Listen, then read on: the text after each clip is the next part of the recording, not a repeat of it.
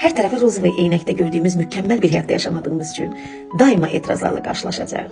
Və bu etirazları həll etmək bacarığı həm sizin şəxsi inkişafınızın, həm də münaqişələrin düzgün həlli üçün çox vacib bir bacarıqdır. Etirazları düzgün bir şəkildə idarə etməyi bacarsanız, həm özünüzü mükəmməl ifadə etməyə bacarığınız olacaqdır, həm də insanların hissini anlayacaqsınız.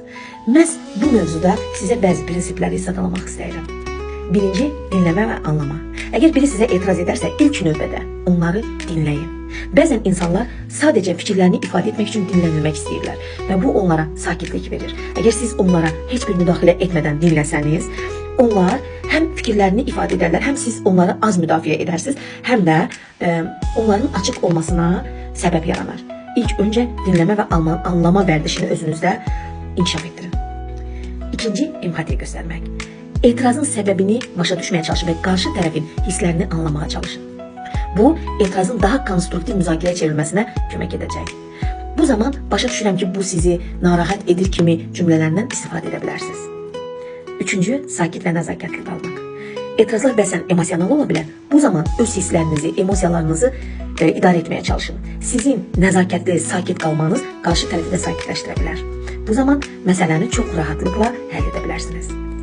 Dördüncü prinsipimiz etirazları müsbət şəkildə yönləndirmə bacarığı. Etirazları müsbət və konstruktiv şəkildə yönləndirməyə çalışın. Bu zaman bu məsələyə necə yanaşaq ki, hər iki tərəf üçün faydalı olsun kimi suallardan istifadə etməklə həlli yolunu qarşı tərəfə yönləndirə bilərsiniz. Beşinci, geri bildirimi qəbul etmək. Bəzən etirazlar düzgün bir şəkildə verilmiş bir geri bildirim ola bilər. Buna görə də etirazları şəxsən anlamağa çalışın və onu inkişafınız üçün bir fürsət kimi qiymətləndirin. Və nəhayət ən sonuncu, həll yolları təklif etmək. Etirazlar ortaya çıxdıqda onlara yalnız problem olaraq görməyin.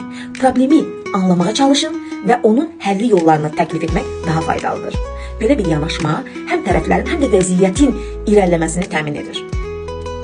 Əgər siz etirazlarla işləyərkən bu sadaladığım prinsiplərdən istifadə etsəniz, mən sizi əmin edirəm ki, çox sağlam və müsbət münasibətlər quracaqsınız. Uğurlar sizə.